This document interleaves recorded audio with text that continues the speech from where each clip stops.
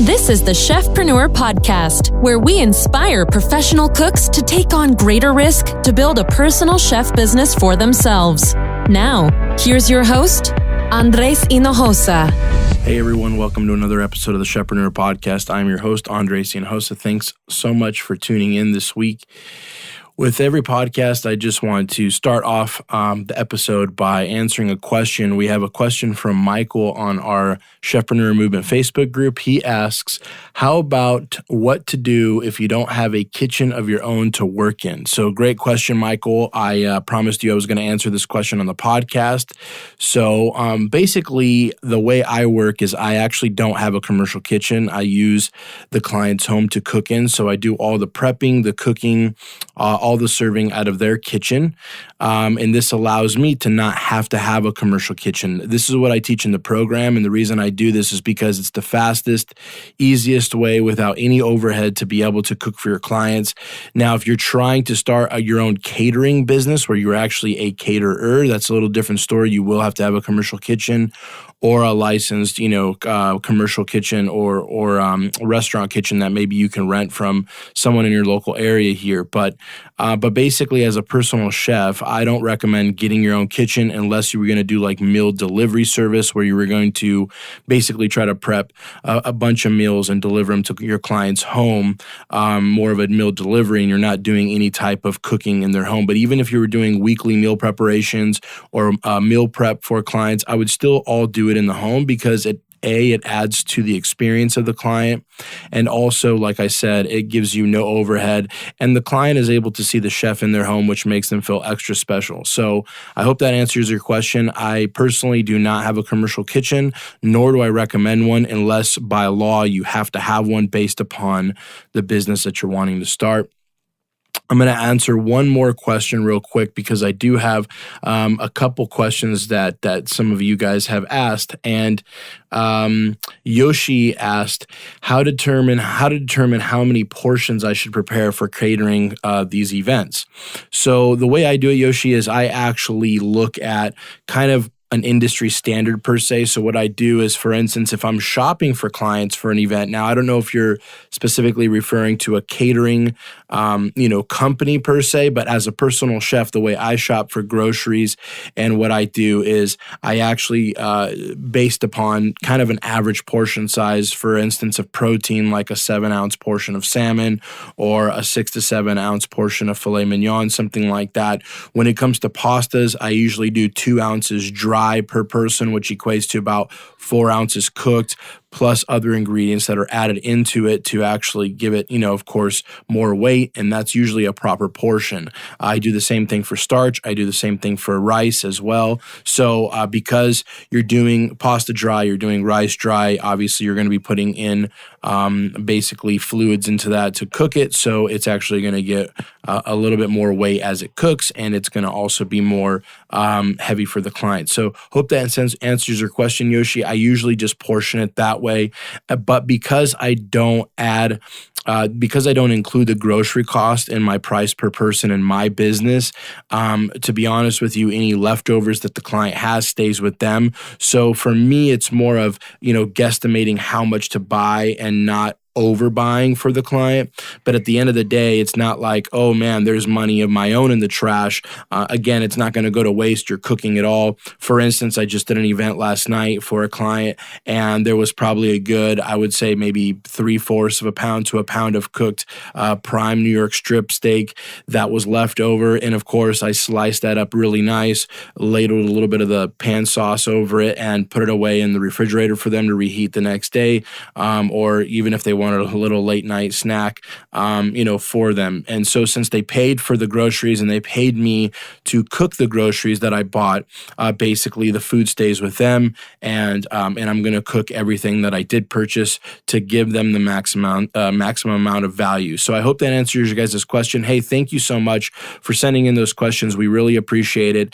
If you guys have a question you want me to answer, you can send us a question at info@chefpreneurprogram.com.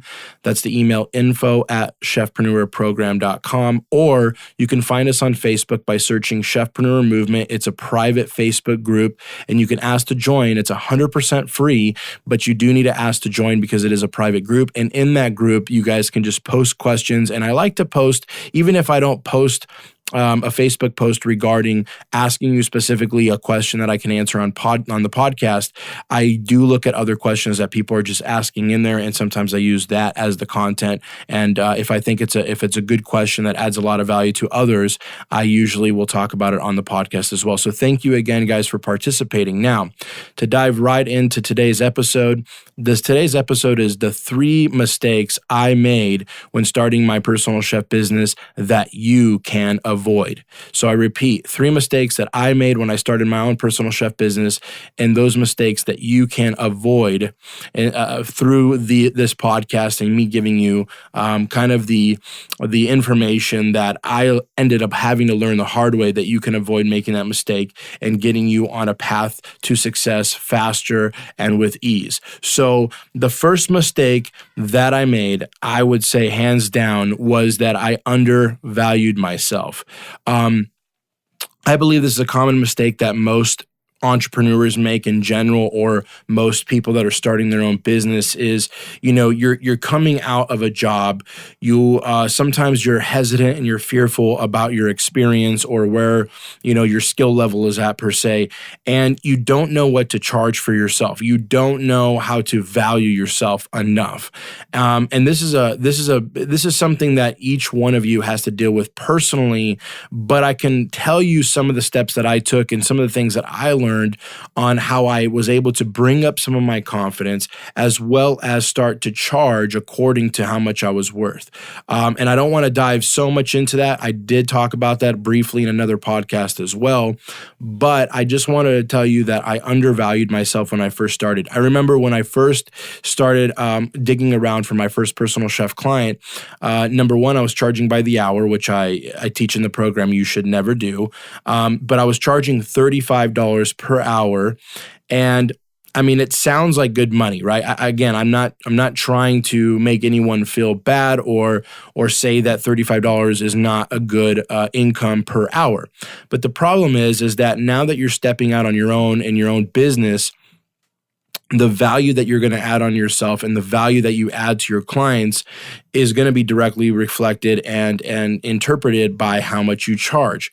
And the thing is that when I was charging that $35 an hour, I would look at a 10-hour day, I would make $350, which was really good money. But the problem was that over time, the amount of time that it's spending me to go through, the motions of shopping and there's traffic, and I'm writing menus here at home that, which actually I wasn't calculating those hours. All that stuff adds up, and you're thinking to yourself, wait a minute, like this client was getting breakfast, lunch, and dinner, or lunch and dinner, and they were paying, $25 when you break it all down per person, which is cheaper than probably going out to a mid to nice bistro-ish level restaurant, right? And so again, it's not about technically the dollar amount. It's more about the value that you're bringing to the marketplace, the value that you're bringing your client. And so that was the biggest mistake I made, was I just didn't have enough confidence because it's new. And so you are going to feel not very confident because you're going to step out on your own. You're going to say, wait a minute, like I'm used to being paid XYZ per hour, or I'm used to be paying a salary as a sous chef or an executive chef or, any kind of level of chef. And you're just thinking to yourself, what is that? How does that translate into my own business? Now here on the Chefpreneur podcast and through the Chefpreneur movement, I always talk about how the restaurant, the hotel, and the catering company, and the corporate dining scene, those are all the middleman for you, right? Us as chefs and cooks, we are providing these skills with passion and with this experience and these amazing, dishes and just this great, amazing food. And yet someone else is basically fronting it for us, right? I mean, we have to go through the middleman of the place that we're working in order for us to shine through. Now, the thing is that in your own business, you are the product, right? In your own business, you're going directly to the client. Now, think about it this way. Amazon sells millions of products, millions upon billions of products, actually. But really, they're all about their distribution centers, right? They take product and they bring them into a warehouse. And what do? They redistribute them. They buy them wholesale. They bring them into their warehouse. They ship them out to you. They sell them to you at a retail price or whatever their price that they come up with, and they turn a profit, right? They're the middle company, basically, right? But if you're selling direct to consumer off of your website, you might be able to charge less than what they're charging on the retail side, but you're making more money because someone's not taking a cut as a wholesaler. Well, in a personal chef environment, in the personal chef industry, you're kind of cutting out that middleman. You're going straight to the client. And so for me, it was hard for me to get my head around that because I was still thinking like an employee, like what's a reasonable wage a restaurant or a hotel would pay me as a cook, or what's the reasonable salary divided by 40 or 50 hours a week to pay me per hour to come and execute these services. But you have to understand, it's not that clear cut and dry, right? The hotel and the restaurant are reselling you, and you're going directly to now the client, directly to the consumer.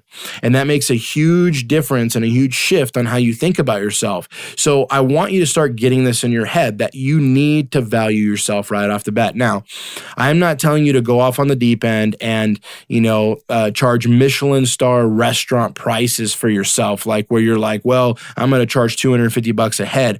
I'm not saying that you can't charge that. Don't get me wrong. Of course, you still have to look at your industry. You still have to look at the area that you're doing business. Not that you have to price compare so much, but you do have to see what your competitors and other personal chefs, and because obviously whatever they're charging, the market's probably paying that, correct? So you still have to look at those things, but I want you to take basically a big hard look at yourself and say, I need to value myself. What am I worth? Right? And it is a harder question to ask. And a lot of times we're scared about our skill level. Sometimes we don't feel very confident. So again, we're relating ourselves to the skill level in the sense of how much a hotel or restaurant would hire me for, right? But like I've said many times in this podcast, you are not just delivering the food. You're delivering an experience. You're delivering yourself personally as a human being, which you are your brand and you are your business. So I hope that clears it up, and I hope that you can avoid that same mistake right off the bat and tell yourself and really find out the value that you really bring to the market and feel confident in what you charge and the value you're going to bring to your clients. So the number two thing that I would say is one of the mistakes I made that you can avoid is confusing your customers. I think that there's nothing worse for your customer than to get confused. I listen to StoryBrand all the time. It's a great, great company. Basically, they help you clarify your message as a marketing consultant, or as a marketing company. They talk about it all the time, and they have actually a mantra. And so I wanted to just make the disclaimer, this is not my mantra, this is theirs, but I love it. It says, if you confuse, you lose. And it's really simple, right? If you confuse the customers that you're trying to serve, you're going to lose them as customers, number one, and probably lose the sale. They're probably not ever going to book with you in the first place, right? So you have to understand that when you're confusing people, you are losing them, right? And so this means everything from your messaging, from your pricing, how easy is your website to read, right? If you can understand your own services, can you tell them what you do in 2 or 3 sentences or less, right? These are things that you have to start thinking about, right? Because again, if you start putting too much mumbo jumbo out there, if you start using too much culinary industry terminology, and you're saying, oh, well, something on my menu is 86, the customer's not going to know what 86 is, right? If you're in their home and you're cooking for them and you're behind you, and you yell, they're probably going to get scared, right? They're not going to know that you're basically in the industry, you're saying behind, I'm coming behind you, right? So watch out, don't turn around. They probably will turn around because they're thinking, I don't know, look behind you, right? So these are those types of things that you can confuse your customer with, right?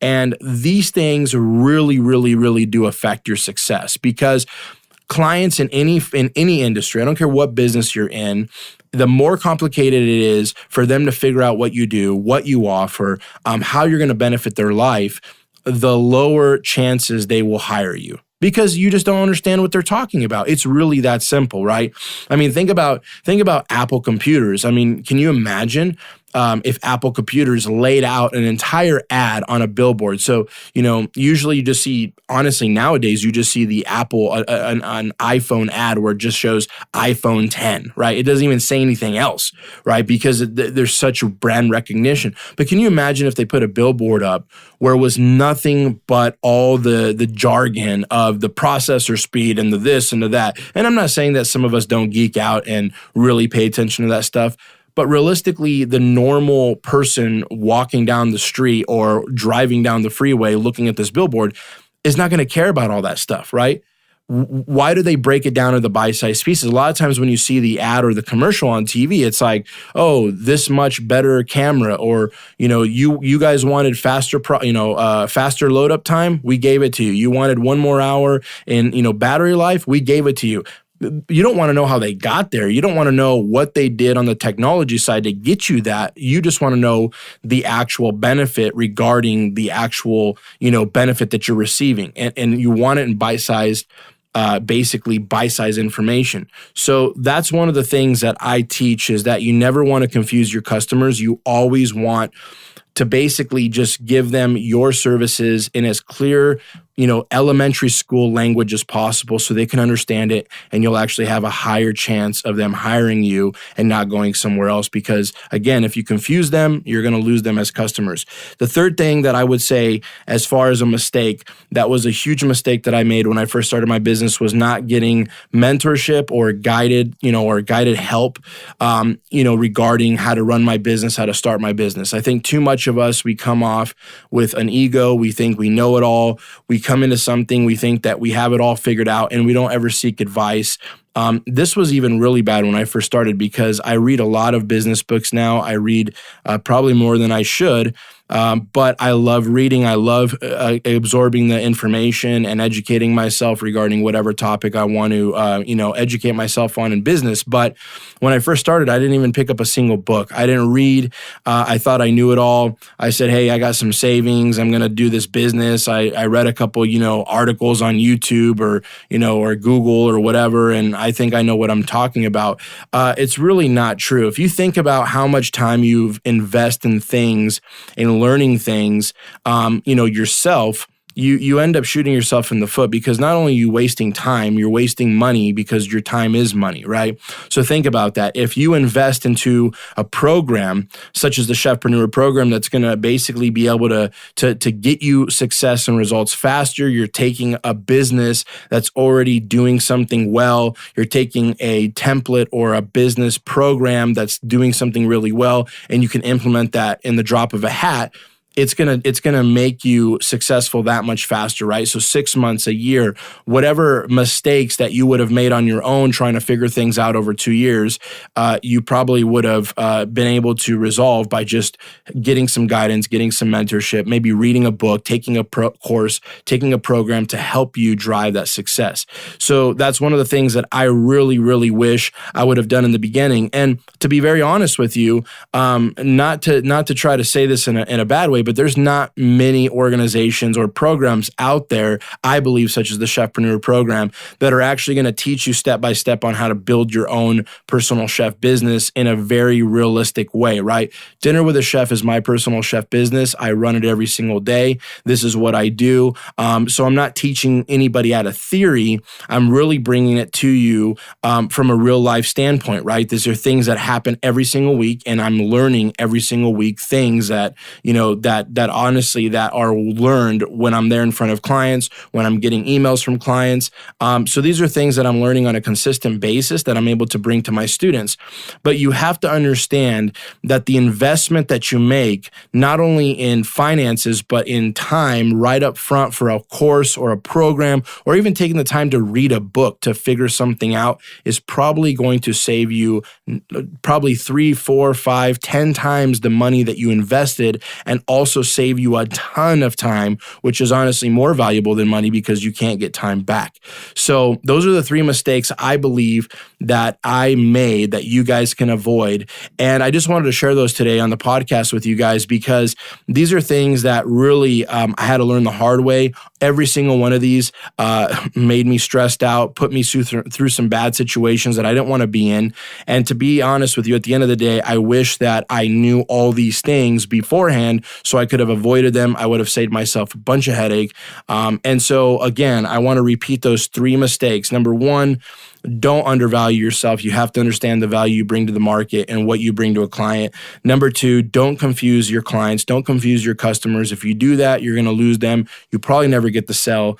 And to be honest with you, they're going to go on to your next, the next competitor. And number 3, get some guidance, invest in some training, invest in a program, invest in something that's going to teach you something that's already successful. You can always build on whatever you do, right? If you read a book, you're going to take as much as you can from that book, and you're going to maybe spin it on your own terms, and you're going to figure out how that's going to help you in your own business, in your own market, with your personality and so forth and so on. But at least you're going to get some guidance that's going to save you a lot of time. And in the end, it's going to save you a lot of money. So I just wanted to thank you guys for tuning into today's podcast. Again, we're here to motivate, educate, and inspire you guys to take a leap of faith, start your own business, create experiences that you want to create without anything holding it back. I really believe the future's in your hands if you put it into your own hands. Take it back from the industry, put it in your own hands, cut out the middleman, and go straight to the source. So we're still giving a copy of our ebook for free to you guys. If you go to ebook.chefpreneurprogram.com, that's ebook.chefpreneurprogram.com. You guys can find the ebook there, download it. It's free. It's like a 20-30 minute read. It's a great little book. It kind of gives you an overview on how to start and run your personal chef business. You can also find us on Facebook by searching the Chefpreneur Movement. Again, it's a free group, but it is a private group, so you have to ask to join it. But if you're serious about wanting to start your own personal chef business in 2019, I highly suggest you become part of this group and you stay in there and just start talking to other chefs that are in the personal chef industry, as well as others that are wanting to start to be in the personal chef industry. We're always giving away free trainings in there and giving some great advice. So thank you guys so much again for tuning in today. I can't wait to speak to you guys next week. I hope you guys have a killer one. We'll talk to you soon. Take care. Thank you for listening to the Chefpreneur podcast, where we want to educate, motivate, and inspire as many chefs to become their own boss. Please subscribe to the podcast and join us every week to be part of the movement. To sign up for our free online training, visit becomeachefpreneur.com.